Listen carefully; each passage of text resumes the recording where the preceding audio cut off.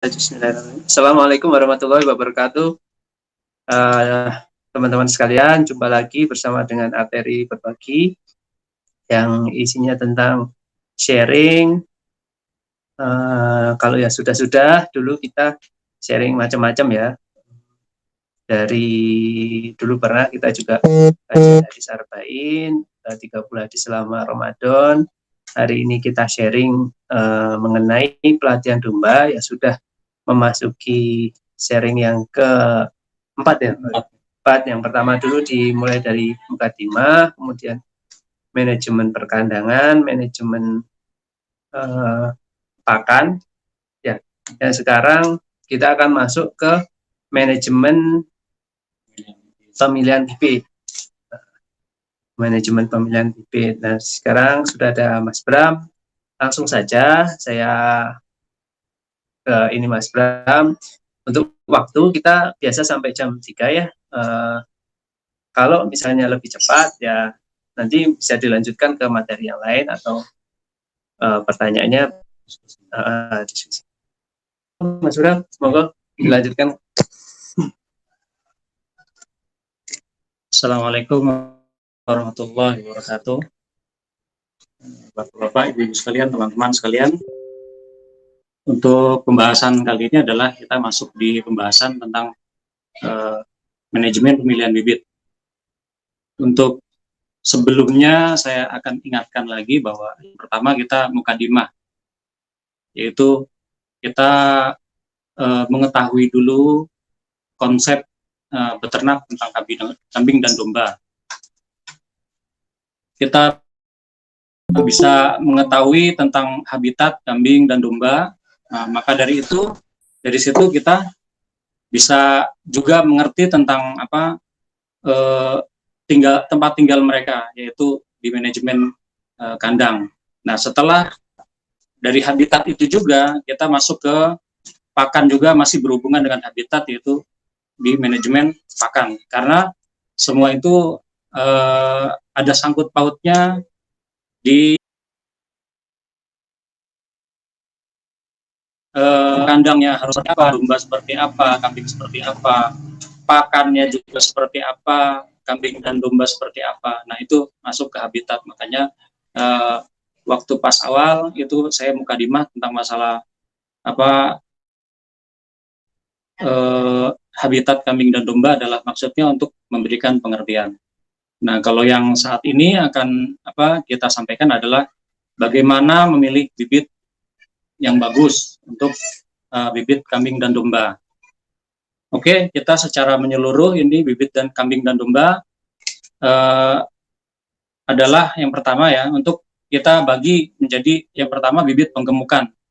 Untuk kambing dan domba itu adalah kriteria khusus untuk memilih bibit untuk masalah yang akan nanti kita gemukan. Jadi yang pertama itu kambing dan domba itu harus memiliki tubuh yang besar, panjang, dan kecenderungan dadanya itu melebar. Dan biasanya yang bagus untuk penggemukan juga bagian belakangnya itu lebih lebar daripada yang depannya. Tapi itu hanya bisa kita ketahui ketika bibit yang akan kita pilih itu biasanya sudah di berat-berat 20 kilo.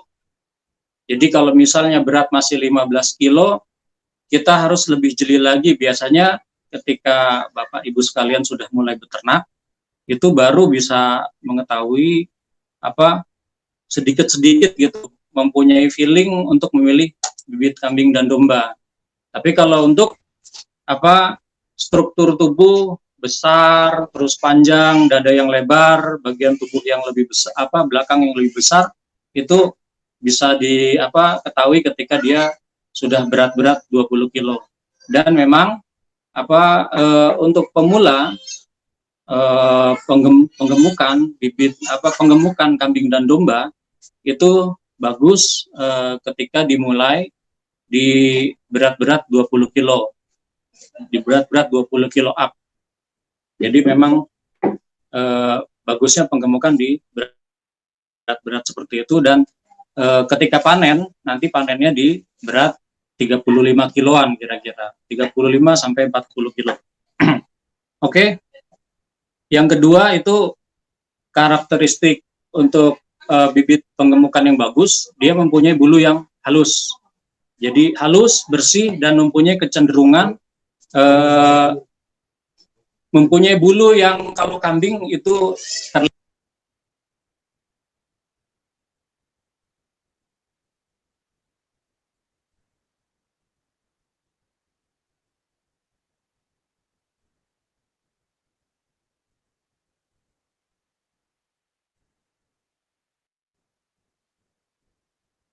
kambing dan domba tersebut kualitasnya bagus untuk dijadikan penggemukan. Setelah itu baru kita masuk ke sehat. Berarti kita lihat dulu struktur tubuh dia. Struktur tubuh dia kita lihat besar, bagus,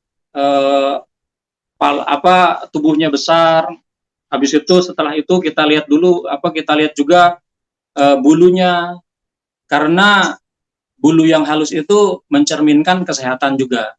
Karena ketika bibit yang kita pilih itu tidak mempunyai bulu yang halus, nanti dikhawatirkan dia sudah mempunyai penyakit bawaan. Entah itu dia cacingan kah, entah itu dia banyak parasit yang ada di tubuhnya dia, itu bulu itu bisa mencerminkan kesehatan dia juga. Dan sehat dan juga tidak cacat. Itu yang menjadi pilihan kita juga. Harus kita cek juga. Jadi memang bagusnya kita lihat dari cara jalan mereka, terus gerak-gerik mereka, sorotan matanya juga sudah terlihat. Biasanya kalau yang sudah sering beternak, dia punya feeling di situ tentang masalah bibit yang bagus atau tidak. Walaupun yang nanti kita pilih jumlahnya banyak gitu. Biasanya dia ada satu ketemu yang cacat aja dia bisa mengetahui. Nah, terus dia kalau kami sendiri lebih senang bibit itu yang mempunyai kepala yang agak besar, jadi tulang-tulang yang besar gitu. Jadi terlihat kambing atau domba ketika dia mempunyai kualitas kepala yang besar tapi tidak cacat gitu. Kepala yang besar, tulang-tulang yang kuat, dia kakinya lurus, tegak, jalannya dia normal, dan bagian punggung dia rata, punggung rata. Jangan sampai kita memilih kambing yang bagian punggungnya itu tidak rata. Ketika tidak rata itu dia menjadi kelainan nantinya, atau perkembangannya itu mempengaruhi perkembangan kambing dan domba juga. Dan juga kalau kami memilih bibit, ya misalnya kita ada waktu dan ada diberi kesempatan untuk memilih bibit, itu juga kita memilih bibit yang kondisi mulutnya pepak, kalau bahasa Jawanya pepak, atau dia kecenderungannya lebar, tidak lancip gitu, tidak monyong. Biasanya ketika bibit yang mulutnya lebar atau pepak itu dia nafsu makannya bagus, dan dia nggak rewel. Jadi si domba atau kambing itu nggak suka rewel atau nggak berisik gitu, nggak suka mengembek-ngembek. Jadi kalau misalnya sudah kenyang ya sudah dia anteng. Nah, biasanya kalau mulut yang tidak pepak itu yang kecenderungannya dia monyong, dia kelemahannya adalah ketika makan ya volume yang dimakan sama dia itu sedikit, yang didapatkan sedikit gitu. Beda sama yang mulutnya pepak. Jadi otomatis ketika mulutnya sedikit dia banyak mengeluarkan energi untuk ngambil makanan juga. Itu juga mempengaruhi juga di pola makan. Kaki yang lurus, kuat, dan juga tumit yang tinggi. Tumit itu jarak dari telapak kaki ke tumit. Dari lantai ke tumit itu bagusnya kita memilih bibit yang tumitnya itu tinggi. Tumit itu selain betis ya, kalau di kita di bawah betis berarti. Jadi kambing dan domba juga punya tumit, dia ada di antara mata kaki itu ke bawah. Mata kaki ke bawah itu kita usahakan dapat bibit yang mempunyai tumit yang tinggi. Mata kaki ke bawah itu kita harusnya memilih yang tinggi. Karena kenapa? dengan tumit yang tinggi itu kita bisa memprediksi bahwa nanti si domba atau kambing itu perkembangannya bagus. Jadi nanti dia mempunyai jogrok yang bagus. Jadi terkait dengan perkembangan tubuh mereka nanti. Jadi besar dan panjangnya itu bisa bisa dilihat dari tumit yang panjang atau tingginya. Biasanya kalau misalnya dia tumitnya pendek, biasanya nanti jogrokannya itu juga nggak akan besar. Lalu kita cek juga, jangan lupa cek alat kelamin alat kelamin domba yang akan kita gemukan. Apakah dia normal, mempunyai testis. Kalau pejantan dia mempunyai testis 2 sepasang gitu. Jangan sampai ketika kita beli kita lupa ngecek, nggak taunya kita dapat testis yang cuma 1. Disebutnya di sini apa mah? Sanglir. Di sini sebutnya sanglir. Nah, dikhawatirkan kalau misalnya nanti dibeli oleh pedagang yang lain, dia penggemukan kita yang sanglir tersebut atau punya testis cuma 1 itu dihargain murah oleh mereka. Padahal sebetulnya tidak pengaruh ke kualitas daging, sebetulnya ke kualitas daging atau ke pertumbuhan itu tidak berpengaruh. Cuman masalah tradisi aja, jadi membeli ternak yang sempurna. Jadi harus diperhatikan juga itu kesempurnaan testis, karena testis yang nggak sempurna nanti masuknya ke dalam kategori cacat. Lalu kita juga harus memilih kambing dan domba dengan ciri-ciri atau karakter mereka yang mempunyai libido tinggi. Libido tinggi itu berarti si kambing dan si domba tersebut dia punya aktivitas yang bagus lah, ibaratnya seperti itu. Jadi lebih beranteman, agresif sama teman-temannya, berantem sama temannya itu malah justru kita anjurkan, karena karena dengan mengetahui libido yang tinggi tersebut kita mengetahui bahwa si kambing atau si domba tersebut sehat gitu. Jadi ketika sehat kita tidak capek untuk penyesuaian di kandang kita. Nah, itulah beberapa contoh untuk tips memilih kambing atau domba untuk penggemukan. Lalu saya masuk ke yang berikutnya untuk bagaimana kita memilih domba atau kambing yang akan kita perlakukan untuk breeding. Nah, tentunya bagian-bagian dari pemilihan domba yang untuk penggemukan itu tetap karakteristiknya kita masukkan ke dalam pemilihan kambing dan domba untuk breeding. Tapi ada beberapa tambahan-tambahan, karena ketika kita breeding kita dituntut supaya kita nanti menghasilkan anakan-anakan yang kualitasnya bagus. Nah, karena itulah kita harus memilih kambing dan domba yang akan kita pergunakan untuk ternak breeding kita yang memenuhi karakter-karakter tertentu gitu, sehingga anakannya itu nanti bagus. Di antaranya adalah contohnya misalnya domba pejantan. Untuk pejantan domba itu kita punya kelas-kelasnya. Jadi pejantan itu genetik itu sangat berpengaruh terpengaruh dari pejantan yang akan dipilih untuk pejantan breeding. Jadi pejantan breeding itu harus mempunyai kriteria. Jangan sampai kita salah. Jadi ada kelas-kelasnya. Nah, kelas-kelas ini yang nantinya akan dijadikan penilaian juga di dalam kontes-kontes. Nah, ini kriteria kelas-kelas ini masuk juga di dalam kontes-kontes domba Garut di Jawa Barat biasanya.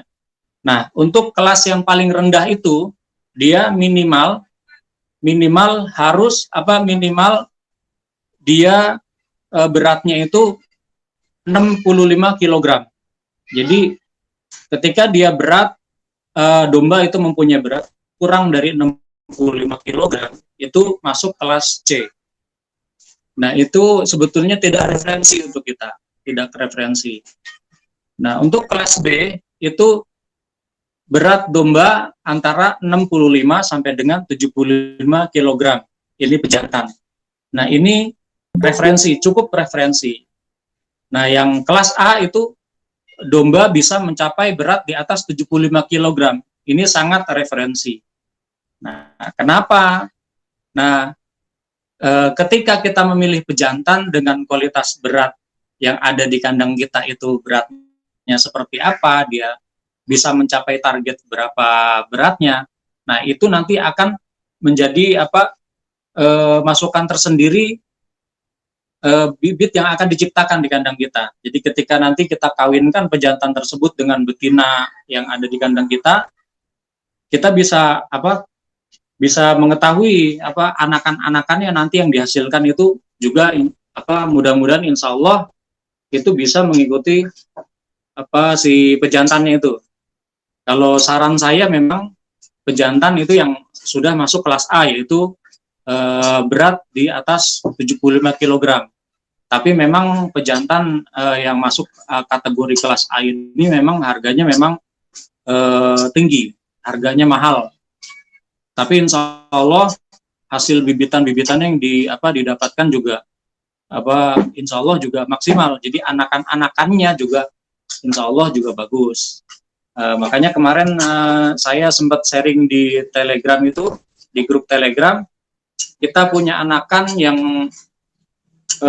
masih 2 bulan umurnya, tapi sekarang sudah menandingi bibit-bibit yang umurnya 6 bulan. Nah, itu termasuk salah satu pengaruh dari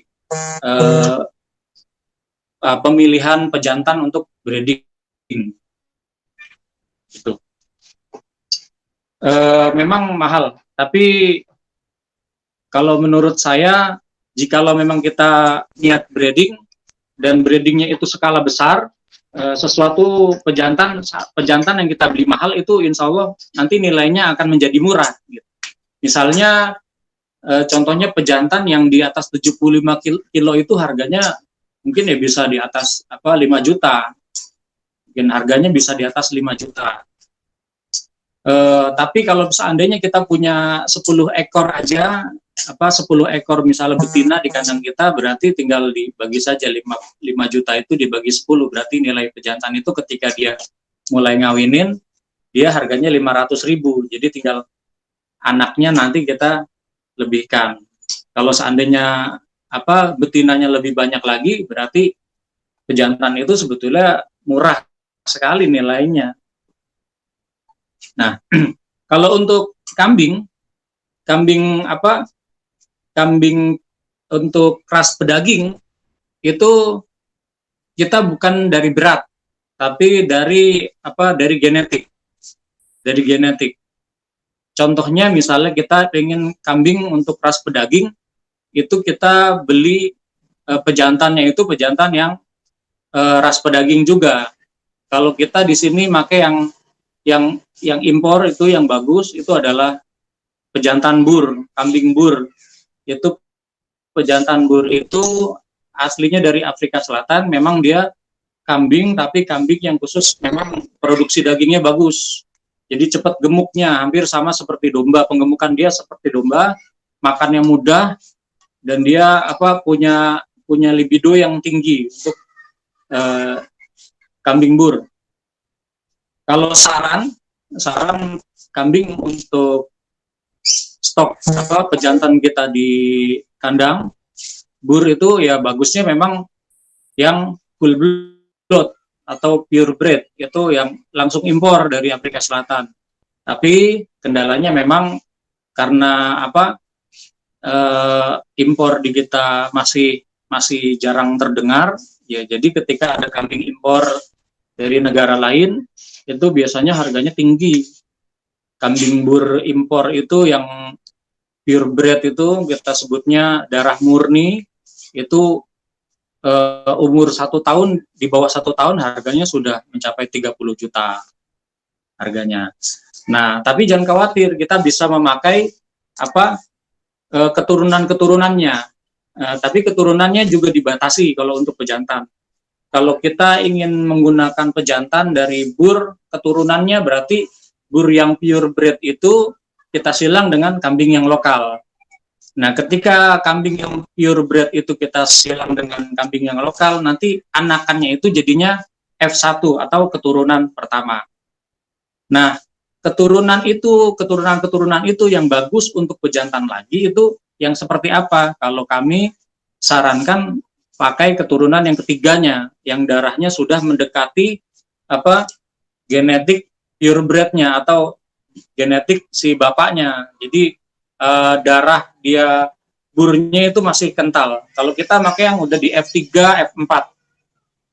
Karena ketika dia F3, F4, lalu dia balik ke F5, itu kembali ke purebred lagi. Darahnya sudah sekitar 96% itu sudah masuk darah murni.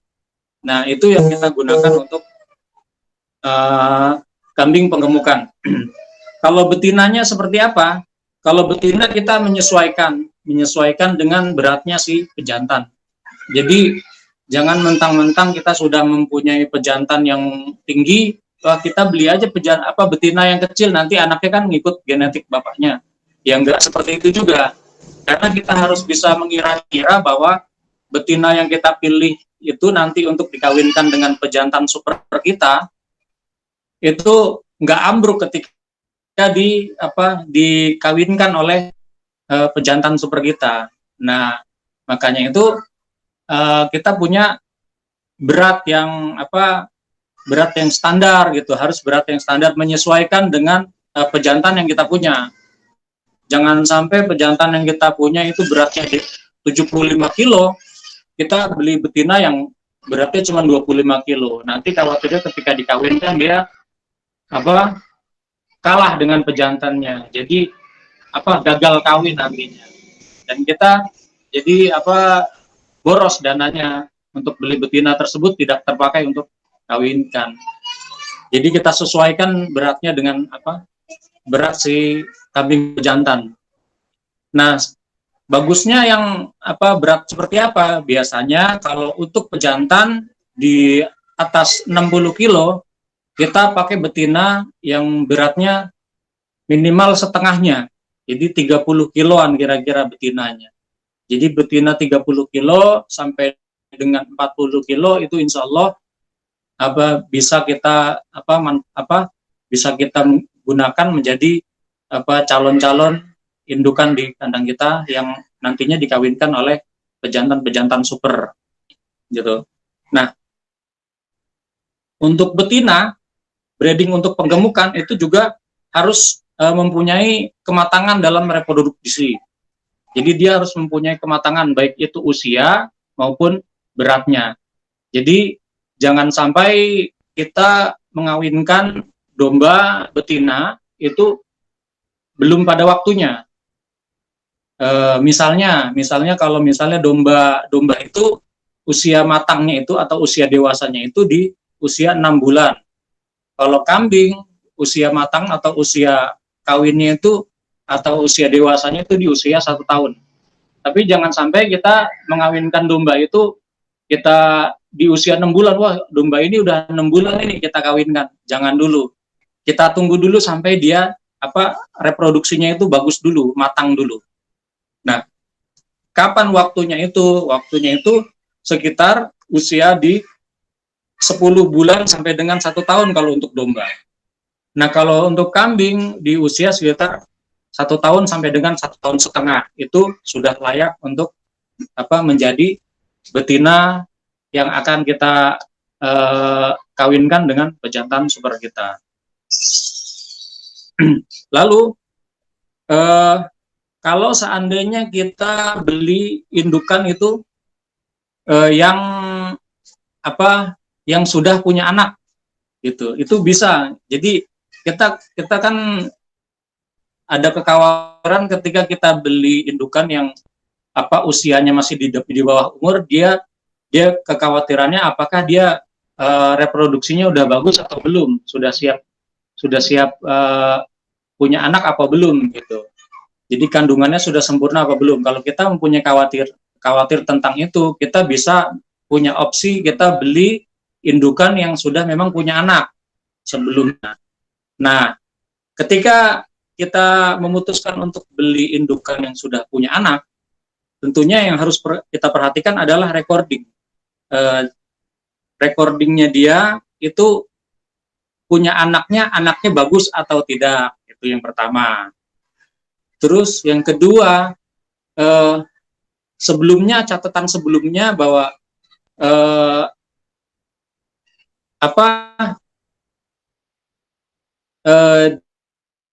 induknya tersebut dia berasal dari mana gitu. Karena dikhawatirkan sudah punya anak tapi dia sudah kena penyakit juga, makanya kita harus pelajari juga recording itu sangat penting ketika kita beli indukan yang memang dia sudah bawa anak. Karena kita harus mengetahui ketika dia sudah bawa anak, kita harus mengetahui bahwa dia itu anakannya bagus.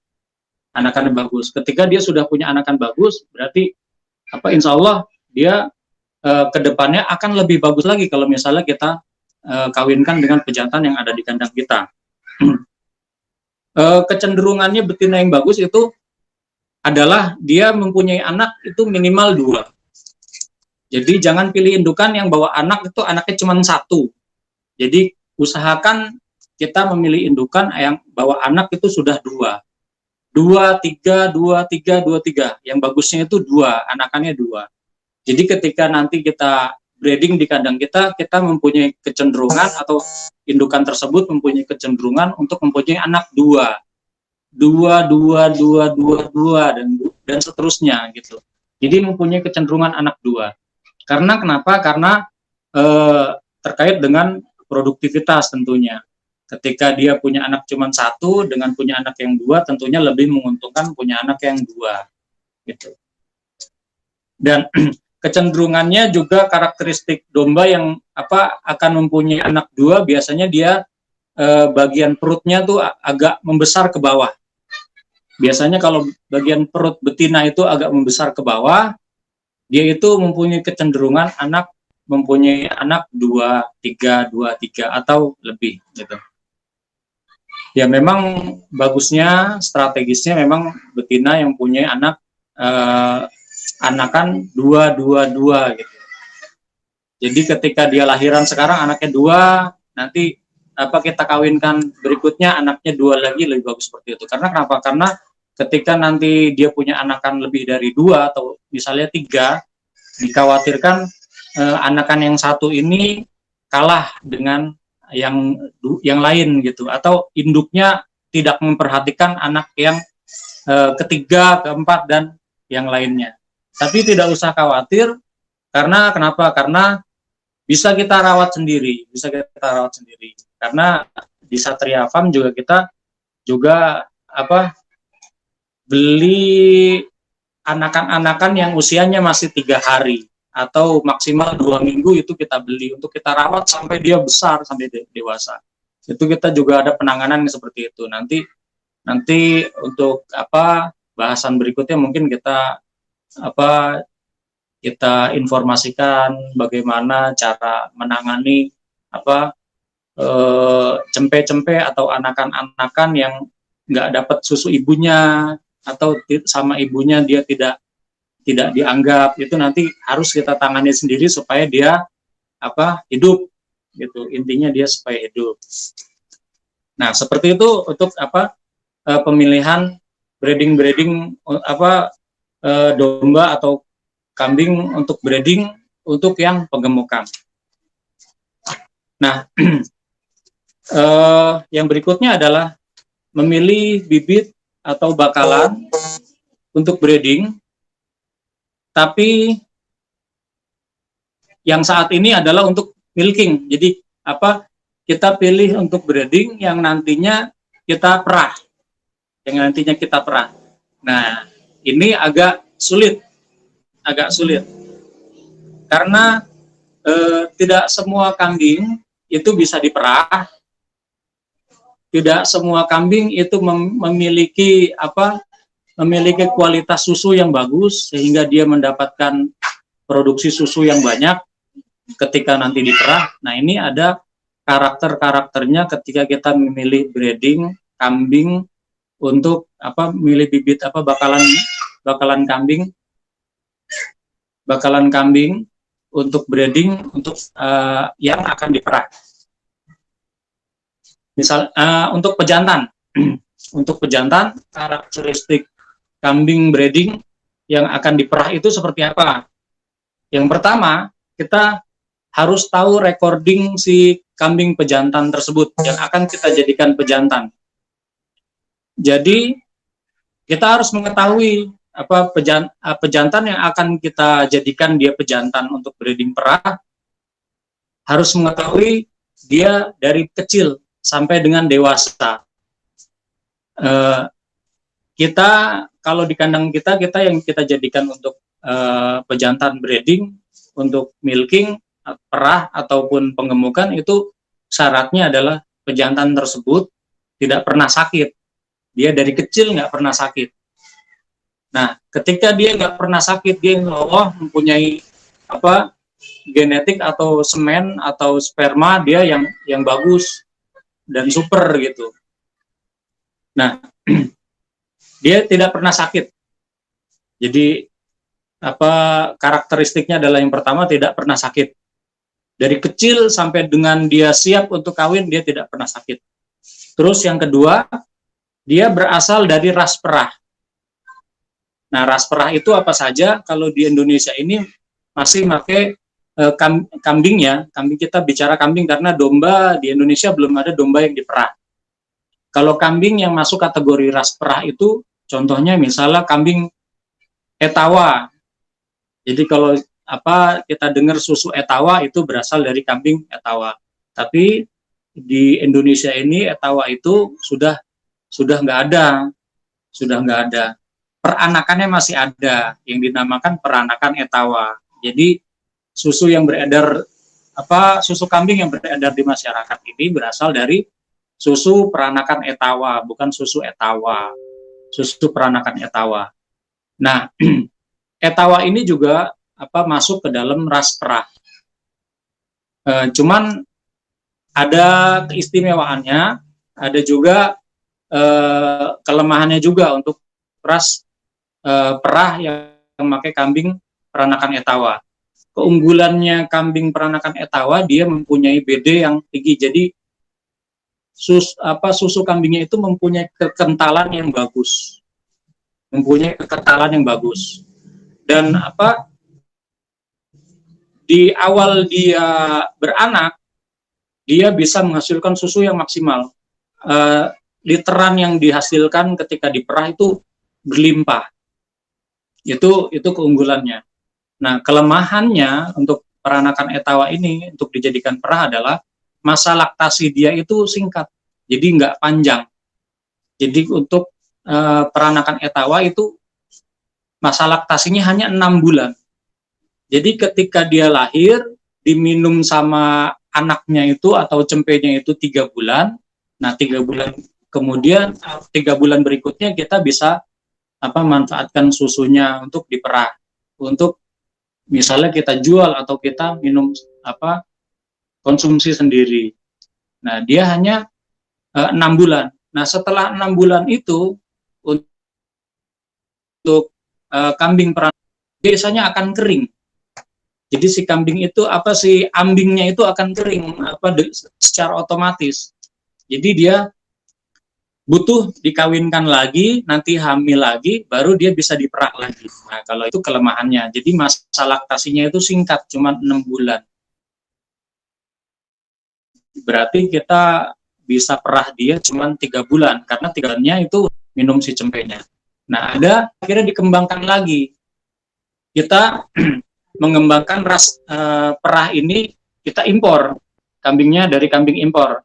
Kambing impornya menggunakan kambing ras yang dari negara Swiss, yaitu kambing-kambing pegunungan.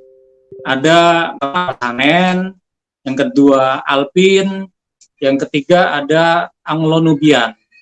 Itu 3 item kambing impor yang punya kualitas perah yang bagus.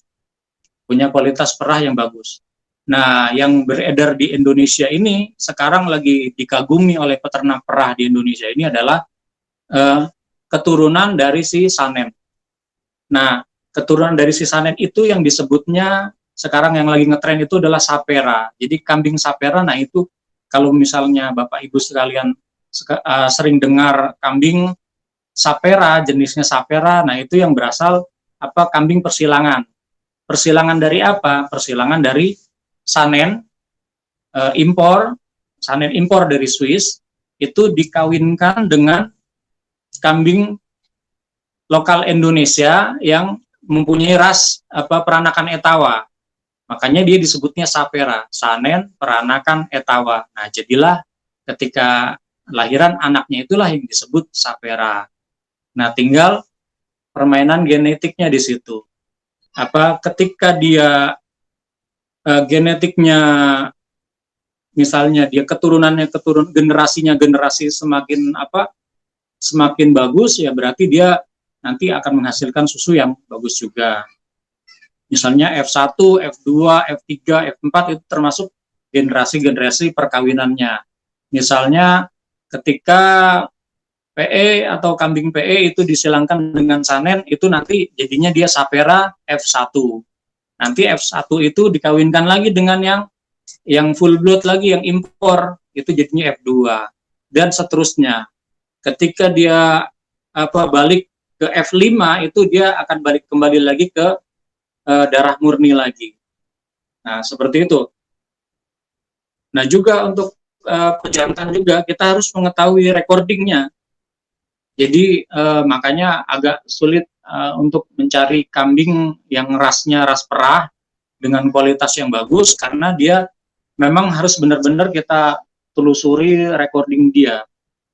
Jadi kalau kami begitu terima ditawarkan kambing yang rasnya perah, kita tanya, ini dulu bapaknya siapa, ibunya keluar literan berapa. Nah, itu termasuk salah satu yang harus kita perhatikan. Kalau kalau yang bagus itu di Indonesia itu untuk literan yang dihasilkan secara kontinu, dia satu ekor kambingnya ada yang bisa, kalau sudah masuk skala pabrik atau CV, dia khusus industri susu kambing, dia biasanya satu ekor itu bisa mencapai 4 liter. Tetapi ada temen juga yang memang dia pejantannya impor dari luar negeri, dia bisa menghasilkan sampai dengan 7 liter, tapi sangat jarang sekali ada kambing yang keluar sampai 7 liter. Sudah bisa keluar 4 liter itu, diperah sampai 4 liter aja udah bagus, udah istimewa. Nah, itulah yang harus kita menjadikan titik kita untuk mencari bakalan pejantan. Kalau di kami seperti itu. Jadi ketika nanti induknya itu punya anak, yang 4 liter itu punya anak, nah anaknya itulah yang akan kita adopsi. Anaknya itu yang akan kita adopsi, kita pelihara di kandang kita. Terlebih lagi kalau seandainya pejantannya itu pejantan impor atau pure breed, itu sangat amat kita cari. Jadi anaknya itu yang akan kita adopsi, kita pelihara sampai dewasa. Nah, anak tersebut itu yang akan kita jadikan pejantan yang super, yang genetiknya nanti genetik ke kualitas perah. Seperti itu. Di samping yang sebelumnya tadi, kita juga harus karakter kambingnya juga harus mempunyai libido yang bagus juga. Jadi agresivitas terhadap betina dia tinggi. Jadi ketika dia dihadapkan dengan betina yang birahi, dia akan mudah untuk mengawinkan gitu, dengan mudah mengawinkan. Karena genetiknya dia dari kecil nggak pernah sakit, terus rasnya dari ras yang bagus, insya Allah nanti anaknya juga akan menghasilkan keturunan-keturunan yang menyerupai bapak dan ibunya. Kalau penggemukan itu kita bisa ambil dari pejantannya saja, sehingga dengan pejantan yang bagus, betina yang lokal saja, insya Allah anakannya juga kualitas dagingnya bagus. Tapi kalau tidak berlaku untuk kambing perah. Kalau kambing perah, kita harus ibunya bagus, bapaknya bagus, anaknya itu keturunannya juga akan bagus. Tapi kalau misalnya bapaknya bagus, ibunya kurang bagus, belum tentu nanti anakannya bagus. Ibunya bagus, bapaknya kurang bagus, itu belum tentu juga anaknya bagus. Makanya kalau untuk kambing perah, kita harus kedua-duanya, baik betina atau pejantan, itu harus bagus dua-duanya sehingga menciptakan bibit atau bakalan kambing-kambing yang kualitasnya bagus. Nah, seperti itu. Nah, kalau untuk yang betinanya seperti apa? Betina untuk kambing perah itu karakteristiknya hampir sama seperti yang pejantan. Cuman dia ada tambahan lagi. Ada tambahan lagi. Yang pertama adalah dia betina yang sedang dalam usia produktif. Berarti usia matang. Usia 1 tahun sampai dengan 1,5 tahun. Nah, ketika kita menemukan betina yang usianya sudah matang, berasal dari recording yang bagus, itu baru bisa kita jadikan bibit atau bakalan untuk kandang kita yang untuk menghasilkan perah, betina perah yang akan kita perah, susunya kita ambil. Lalu beratnya itu di minimal 30 kilo. Jadi di minimal 30 kilo. Jadi kita masukkan kandang di 30 kilo, lalu kita pola di kandang kita sampai beratnya 35 kilo, baru setelah itu dia bisa dikawinkan dengan pejantan perah yang super. Syukur-syukur bisa dapat yang impor, tapi yang impor mahal harganya. F3 saja sudah bagus lah, sudah lumayan bagus. Tapi lebih bagus lagi yang impor. Karena nggak rugi kita pelihara perah, karena perah itu memang harganya saat ini sedang tinggi-tingginya, harga baik itu pejantan atau betinanya, terutama yang harga betinanya, karena betinanya ini lebih mahal karena dia memang ATM dibilangnya kalau sama pemain-pemain perah, dia mesin ATM-nya peternak perah ibaratnya. Karena 1 liternya itu harga jualnya kalau ke konsumen langsung bisa 40.000, 30.000 paling murah. Tapi kalau kita dijual ke pabrik pengolah susu itu 1 liternya bisa 20.000. Kalau seandainya makan dia paling boros aja satu harinya misalnya Rp5.000 itu sudah bagus sebetulnya, atau sampai 10.000 aja, sampai 10.000. Terus dia bisa menghasilkan misalnya cuma 1 liter susu kambing aja, kita sudah untung 10.000 sehari dari si kambing.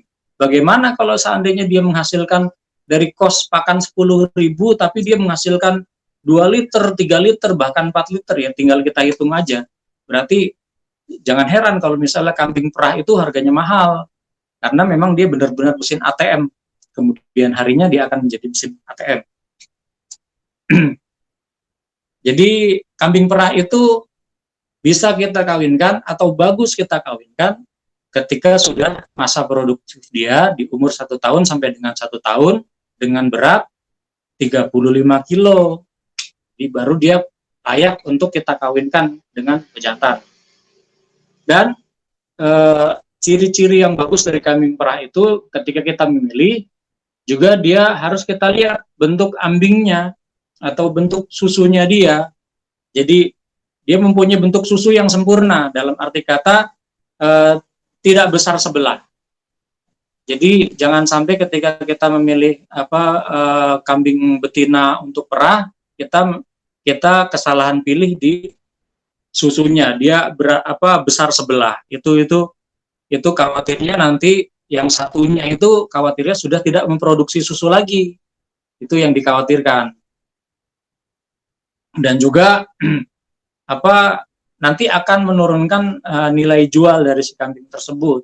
Jadi pilihlah kambing dengan ambing yang ibaratnya putingnya itu sempurna dan dia sejajar, hampir rata gitu. Jangan sampai ada yang besar sebelah. Nah, seperti itu. Dan dia pilihlah karakter ambingnya itu yang mempunyai susu yang besar. otomatis ketika dia mempunyai susu yang besar, dia akan mempunyai daya tampung untuk susu yang diproduksi oleh tubuhnya itu dia juga banyak, seperti itu. Nah, karakter-karakternya juga berbeda-beda. Kalau untuk sapera itu ada beberapa sapera yang bentuk susunya seperti botol seperti ini, gitu. Tapi ada beberapa yang bentuknya seperti mangkok.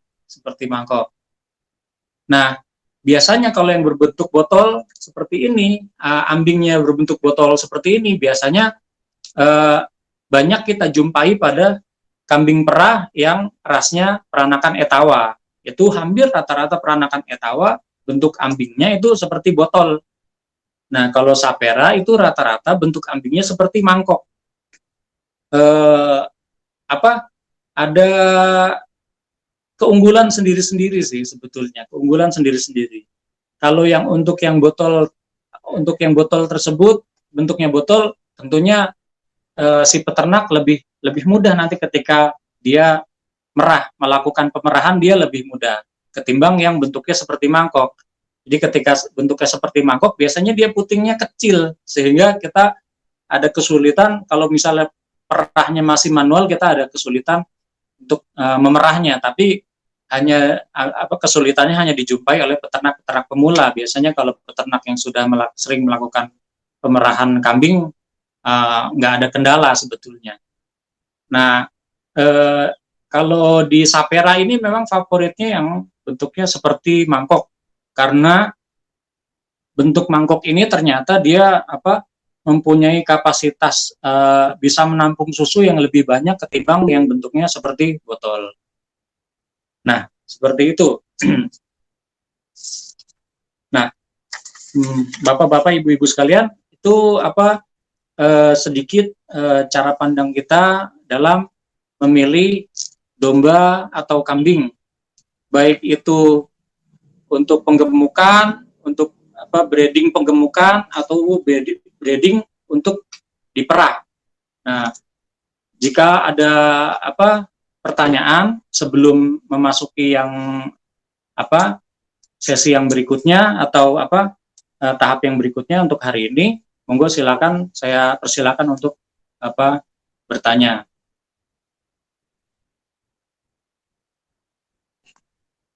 Domba dan kambing jenis apa yang direkomendasikan untuk kambing penggemukan dan breeding, baik untuk jantan dan betina? Kalau untuk penggemukan, untuk domba yang saat ini sedang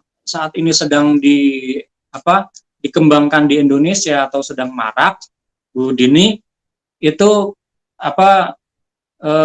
himpunan peternak kambing itu sedang pakai domba Dorper saat ini. Itu. Sebelum domba Dorper itu kita sudah ada domba Merino. Tapi kurang tahu domba Merino ini kurang disukai atau potensi untuk dijualnya itu kurang ada peminatnya kalau domba Merino, makanya perkembangannya tidak menyeluruh di Indonesia. Jadi hanya di kawasan-kawasan tertentu kalau Merino. Contohnya kalau Merino itu di Wonosobo dan di Dieng itu yang paling banyak.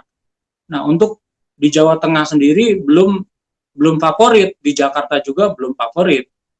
Mungkin ada beberapa pemain kuliner yang bilang bahwa daging domba Merino ini rasanya itu tidak seperti kambing biasa atau domba biasa. Nah, yang terbaru ini kita ada domba Dorper yang lagi dikembangkan. Nah, domba Dorper ini memang di domba Merino. Jadi, karena domba Merino itu ketika Merino ketemu Merino, dia anakannya di pasar itu kurang laku. Bahkan Merino ketika disilangkan dengan domba biasa, anakannya itu masih seperti Merino, karena genetik Merino ternyata ini bagus banget genetiknya bagus banget. Nah, akhirnya yang jalan keluarnya yang kita gunakan bukan Merino sebagai pejantannya, tapi yang kita pergunakan adalah F1-nya. Jadi ketika Merino yang F0 atau Merino yang genetiknya masih murni disilangkan dengan domba lokal, dia punya anakan. Nah, anakan tersebutlah yang kita jadikan pejantan di kandang kita. Dan selama ini evaluasi dari Satria Farm untuk pejantan yang kita gunakan dari silangan merino atau kita sebutnya pejantan crossing merino, dia kita gunakan sebagai pejantan tangguh, itu hasilnya selama ini masih di kategori yang memuaskan. Jadi sampai sekarang kita memuaskan. Jadi untuk per bulan dia bisa mencapai kenaikan berat badan dengan pakan yang bagus, dengan pakan yang benar-benar di-manage, dia bisa mencapai 7 kilo kenaikan berat badannya. Nah, itu informasi tersebut juga yang belum saya dapat dari kualitas dorper. Makanya saya masih ragu untuk masukin dorper ke sini. Saya masih menggunakan ke mitra-mitra atau ke plasma kita pergunakan pejantannya adalah crossing merino, karena kita sudah pasti si anakannya tersebut pertumbuhannya bagus. Jadi insya Allah anak crossingnya kambing bur, seperti itu. Kalau itu pertanyaan Bu Dini. Untuk Pak Sabtoto, beli pejantan yang baik gimana ya Mas? F1 kiraan berapa, F2 berapa, F3 berapa, dan untuk breeding pedaging seperti apa? Untuk Pak Sabtoto, kalau di kami ada sebetulnya kita menyediakan, cuman nggak banyak. Kita memang sediakan F2 minimal yang kita sarankan untuk breeding. Kemarin kita itu jual breeding F2 bur kambing ya, kambing penghasil daging itu kita jual usia 7 bulan harga 4 juta. Alhamdulillah cepat terjualnya dan laku seperti jual kacang goreng. Jadi peminatnya banyak. Nah ini ada F3 di kandang kita yang benar-benar dia sudah siap jadi pemancing, umur 1,5 tahun. Jadi memang benar-benar spermanya itu udah matang, sudah bagus. Dulu pernah dia waktu umur sekitar 10 bulan itu sudah belajar ngawinin kambing kita yang ada di kandang, kambing lokal yang ada di kandang. Alhamdulillah anaknya walaupun dia masih umur 10 bulan spermanya sudah bagus, jadi anak yang dihasilkan juga bagus. Karena memang makanya itu saya sarankan memang di F3 sebetulnya. Di F3, F4. Jadi harganya nggak terlalu mahal banget, tapi kualitas hasil breedingannya itu insya Allah saya masuk kategori masih saya anggap istimewa lah hasil dari anakannya F3 itu tersebut. Kalau di kami sendiri kita tawarkan yang F3 keturunan bur itu di harga 8 juta. Sampai sekarang masih ada di kandang. Nanti saya akan share ke grup, siapa tahu minat gitu. Karena kita sudah punya stok yang F0, yang pure breed Mas. Yang F0 di kandang kita ada sepasang full blood, bukan pure breed tapi full blood. Kalau pure breed itu kan impor, jadi kambing impor. Jadi dia pure, darahnya masih murni. Tapi kalau yang F0 itu full blood itu adalah pure breed, itu impor, ketika datang di Indonesia dia dikawinkan. Pure breed ketemu pure breed, anakannya itu jadi full blood atau disebutnya F0 gitu. Dia masih murni darahnya, cuman bukan impor dari negara yang asalnya gitu. Jadi sudah kelahiran lokal disebutnya F0. Itu kemarin kita pertama datang itu umur 3 bulan. Jadi di kandang kita 3 bulan datang, kita pelihara sekarang udah hampir 1 tahun umurnya. Udah hampir 1 tahun. Nah ketika datang dulu kita nggak punya sertifikatnya Mas. Jadi khawatir itu bukan F0 gitu ya. Akhirnya kita carilah silsilah dia. Nah, ketika ketemu silsilahnya, alhamdulillah memang yang ada di kandang kita adalah full blood. Memang berasal dari indukan impor, betina dan pejantan yang impor. Jadi silsilahnya sudah ketemu. Nah sekarang kita bikin sertifikatnya. Dan rencananya kita pengen jual harga 24 juta sepasang. Harga 24 juta sepasang. Itu udah murah banget 24 juta sepasang. Kalau di teman-teman kita yang purebred itu, yang impor itu satu ekor pejantan usia 6 bulan sampai dengan 1 tahun, itu dijual harga 30 juta. Dijual harga 30 juta. Tapi memang yang impor itu sebelum dikirim ke Indonesia juga dipilih dulu, Mas, diseleksi dulu. Dipilih yang pejantan yang bagus, benar-benar yang bagus. Dan sertifikasinya langsung sertifikasi dari negara pengimpor gitu, negara pengimpornya. Jadi memang benar-benar kualitasnya bagus lah gitu. Ya untuk pemain breeding besar, dia wajib punya yang purebred, baik itu purebred untuk penghasil daging ataupun purebred untuk penghasil perah. Jadi dia untuk peternakan skala besar, dia harus punya stok itu gitu. Karena kuncinya breedingnya di situ sebetulnya. Dia bibitnya kualitas, memang istimewa, anakannya istimewa. Nah, seperti itu. Nanti saya bisa informasikan ke Pak Sabtoto, akan saya share di Telegram untuk kualitas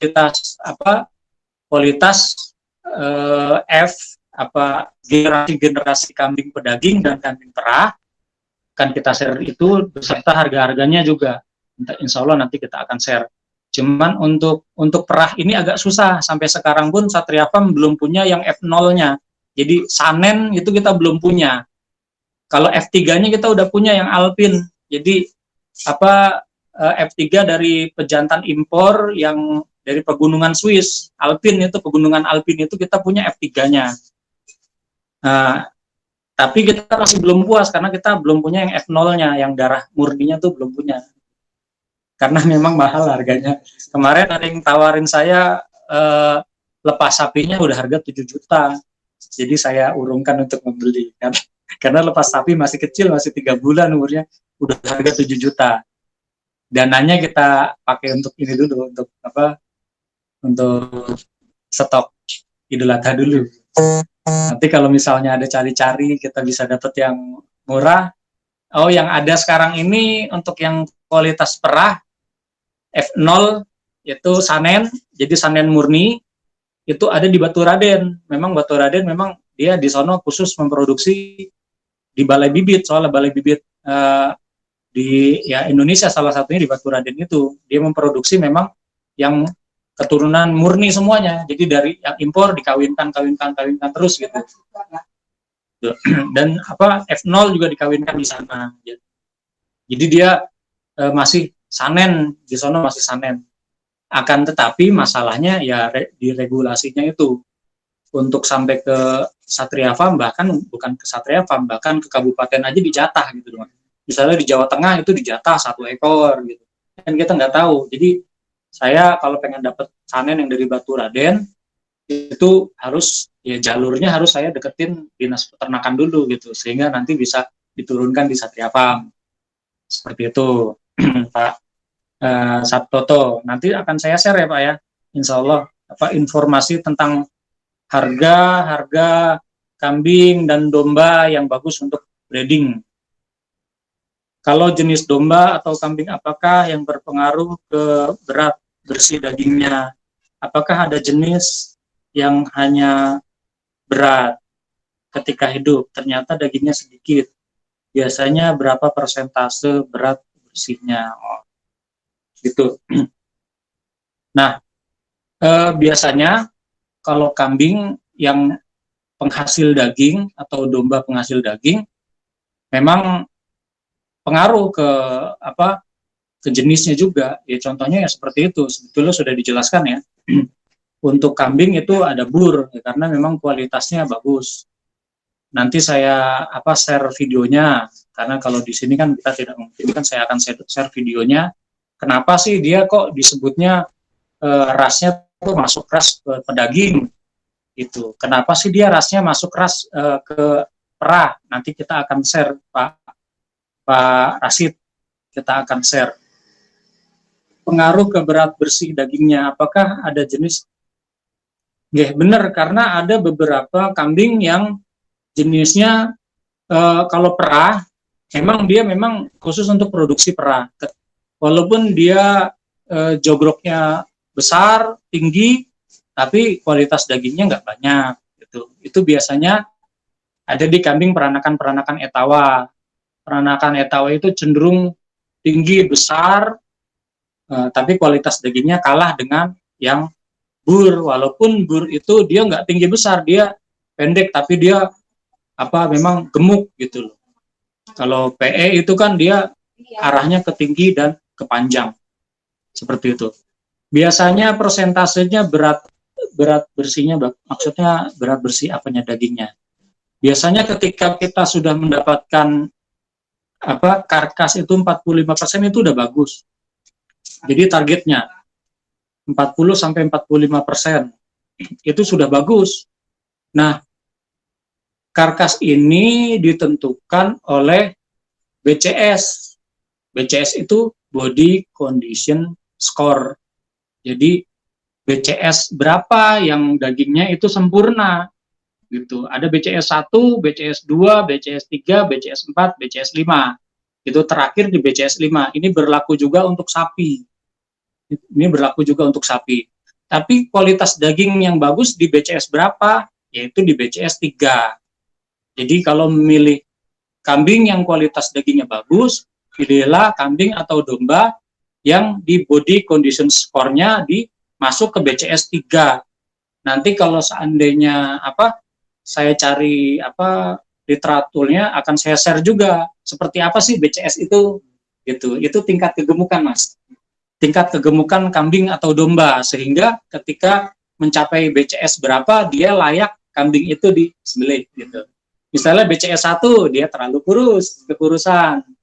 BCS 2 dia sudah gemuk tapi belum maksimal.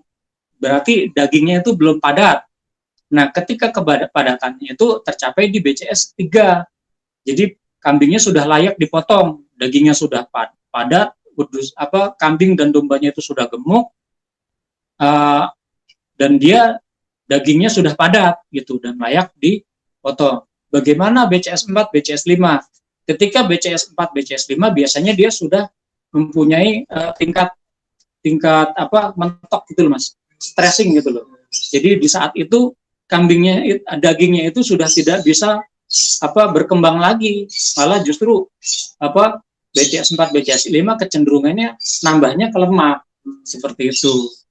Makanya kenapa BCS 3 itu BCS 3 yang sangat direkomendasikan kambing atau domba untuk dipotong, karena dagingnya itu sudah memasuki titik sempurna. Ketika masuk nambah ke BCS 4 dan BCS 5, dia justru nanti kandungan lemaknya yang tinggi, seperti itu. Baik, ini ada pertanyaan lagi. Caranya mencari silsilah bagaimana, Mas? Pak Rashid, tambahan pertanyaan dari Pak Rashid.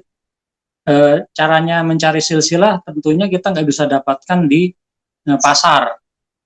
Di pasar ternak itu nggak bisa. Jadi memang harus kita dapatkan di peternakan besar, di peternakan breeding besar yang memang dia khusus menciptakan kambing-kambing dengan genetik yang bagus gitu, atau khusus dia peternakan besar yang memang khusus memproduksi susu, seperti itu. Jadi nggak bisa kita beli sembarangan, misalnya beli online gitu, terus kata pemilik untuk bakalan breeding, baik itu penggemukan ataupun nanti perah, itu hanya bisa bagus ketika kita mencarinya langsung di peternakan. Jadi kita bisa tahu ketika kita dapat bakalan, kita harus tanya ke pemilik peternakannya, ini bapaknya yang mana, ibunya yang mana gitu loh. Jadi bapaknya dulu apa, jadi kita tahu, misalnya kayak saya punya F3 Alpine, jadi tahu si peternaknya bilang, ini bapaknya ini, impor dari Swiss, Alpine impor dari Swiss.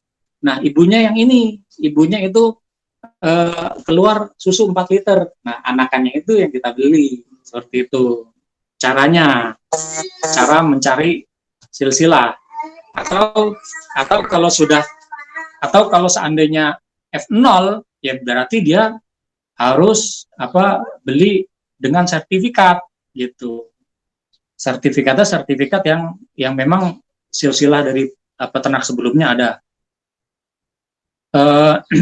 Ini juga silsilah ini ya sekarang lagi ngetren, lagi berlaku di kambing-kambing kontes, kayak PE kontes, terus kambing Garut kontes, itu semuanya harus dibeli dengan menggunakan sertifikat.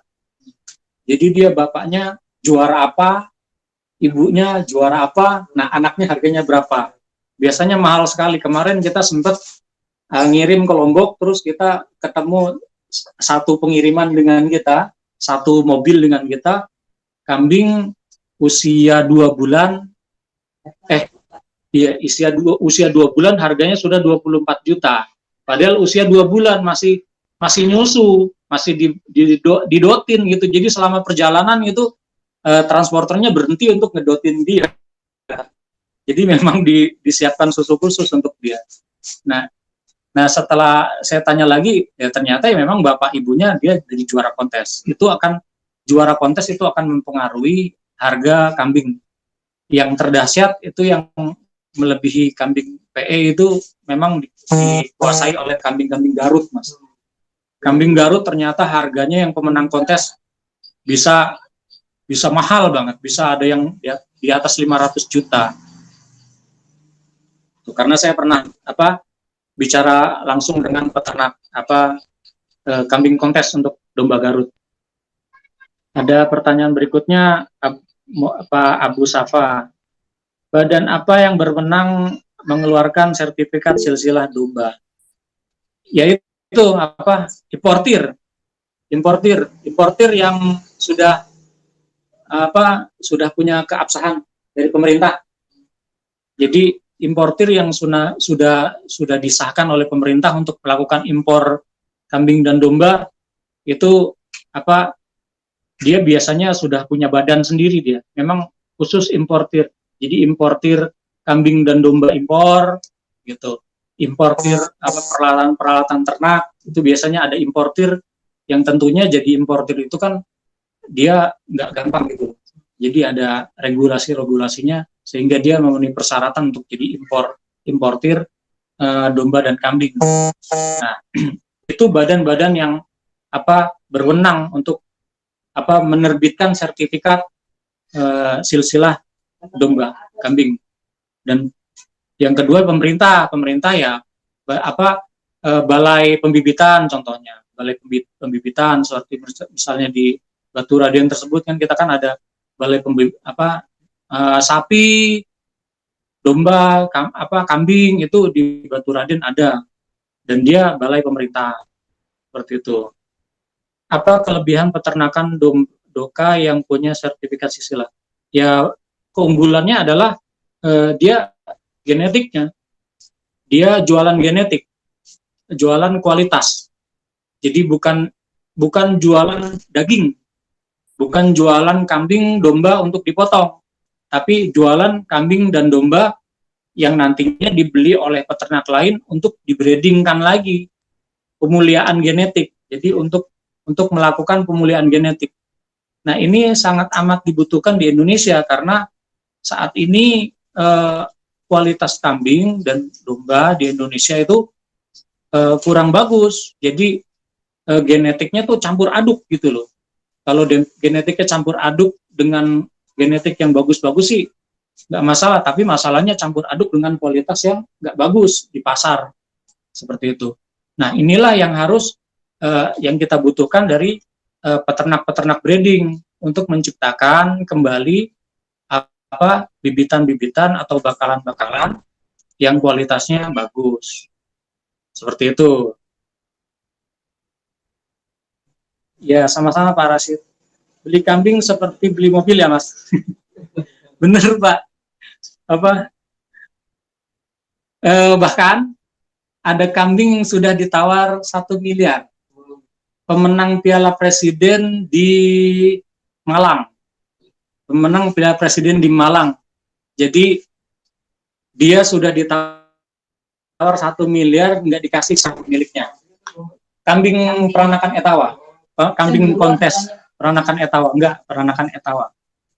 Jadi udah ditawar sama pembelinya 1 miliar, nggak dikasih. Nah, berdasarkan berdasarkan pengakuan si pemiliknya, kambing itu sudah menghasilkan 500 juta dari hasil menang kontes. Menang kontes jual anakan, Mas.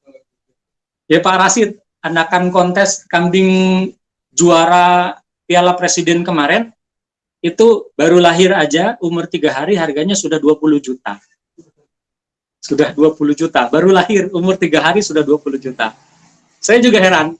Jadi ya Pak Rasid kalau misalnya nggak menyaksikan langsung, nggak percaya mungkin, nggak percaya. Tapi ya kenyataannya seperti itu. Anak baru lahir umur 3 hari sampai dengan 2 minggu harganya sudah 20 juta. Ya kemarin kita saksikan sendiri umur 2 bulan harganya 24 juta. Saya sampai heran, ini orang kebanyakan duit apa yang beli. Tapi ya memang dia kolektor-kolektor kambing. Jadi indukan yang baik itu akan menentukan hasil breeding dan harga jual. Ya betul, dengan Pak Sabto, dengan pejantan yang berkualitas dan betina juga yang berkualitas, tentunya akan menghasilkan anakan yang berkualitas.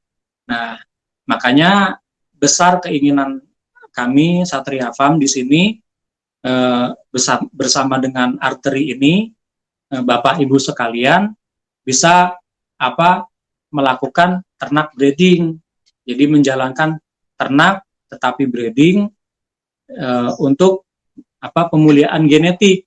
Jadi hanya menghasilkan domba atau kambing yang genetiknya bagus, seperti itu. Otomatis domba atau kambing yang genetiknya bagus, tentunya dia akan mempengaruhi harga jual.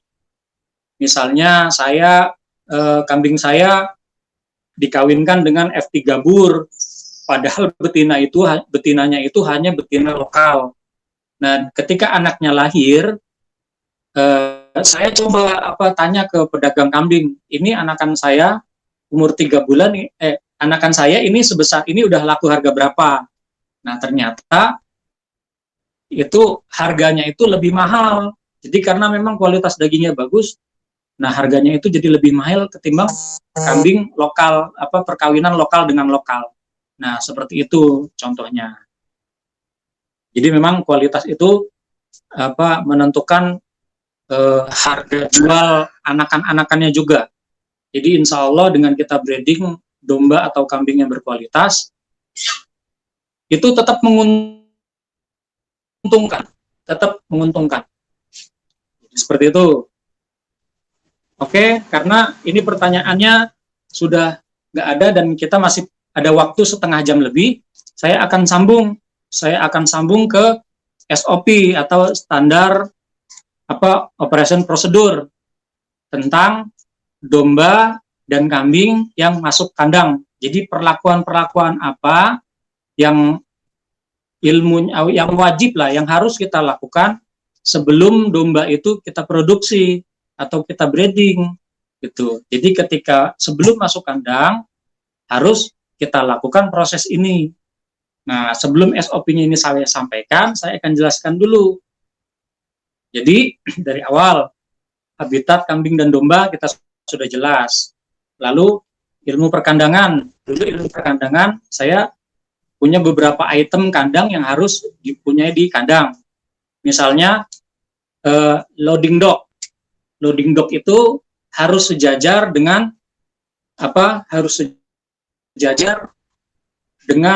tempat turunnya kambing dan domba. Misalnya mobil yang biasa kita pergunakan itu misalnya. Tapi ini hanya untuk skala besar. Kalau seandainya skala kecil, loading dock ini tidak terlalu dibutuhkan. Tapi kalau skalanya sudah skala 50 sampai dengan 100 ekor, biasanya dia ketika memasukkan atau membeli domba atau kambing itu biasanya lebih dari 10 ekor. Nah, proses proses masuk kandang yang 10 ekor inilah yang membutuhkan loading dock. Karena loading dock ini yang fungsinya nanti agar yang pertama tidak terjadi kecelakaan ketika menurunkan kambing dari atas kendaraan ke kandang kita. Kecelakaan yang sering terjadi atau yang kadang-kadang terjadi adalah patah kaki. Misalnya patah kaki ketika dia tidak ada loading dock, dia turun langsung ke tanah, kaget, dalam kondisi kaget, terus tidak siap, itu bisa menyebabkan patah kaki. Itu manfaat loading dock. Yang kedua adalah memudahkan peternak ketika menurunkan kambing atau domba dari atas kambing menuju ke kandang. Nah, itu salah satu fungsi loading dock. Yang kedua setelah loading dock itu kita ada gangway. Nah, gangway itu adalah kita sebut lorong atau lorong untuk jalur berjalannya kambing dari kendaraan terus turun ke loading dock lalu perjalanan menuju ke kandang gitu. Jadi itu harus disiapkan gangway supaya kenapa? Supaya kita tidak repot dalam membimbing mereka menuju ke kandang. Jadi cukup nggak perlu menarik, nggak perlu mencengkram, nggak perlu melakukan segala sesuatu yang ekstrim. Sebab kalau tanpa adanya gangway tersebut, kita otomatis ada beberapa ekor yang kita lakukan penarikan paksa, misalnya diikat talinya dengan tali terus kita tarik paksa, itu tentunya akan berakibat buruk juga. Yang paling buruk adalah ya tercekek lehernya dan menyebabkan kematian. Yang ringannya adalah memar di bagian leher, gitu. Nah, itu yang kita tidak sarankan. Nah, ketika ada gangway, jadi memudahkan kita untuk menggiring ternak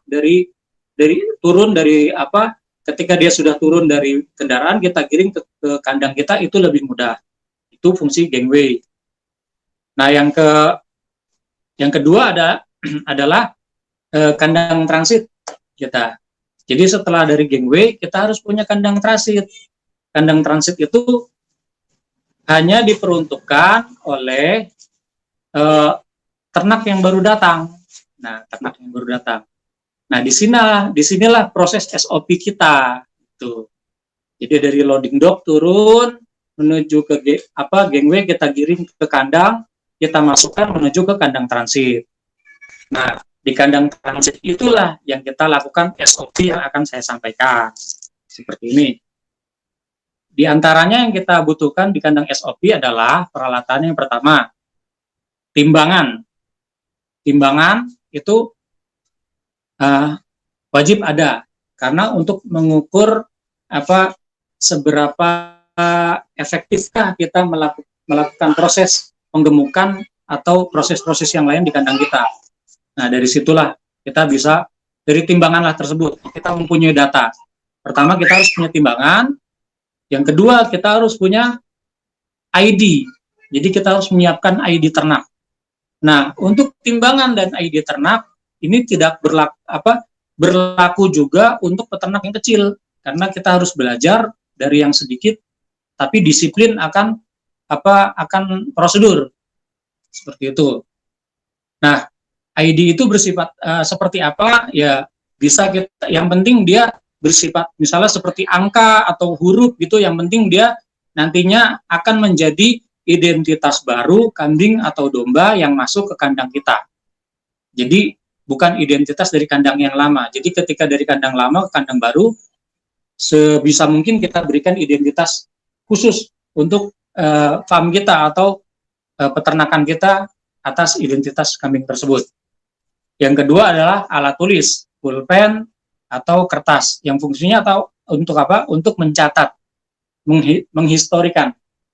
Jadi tanggal berapa dia datang, dia kapan ditimbang, beratnya berapa, terus ID-nya nomor berapa. Nah, seperti itu.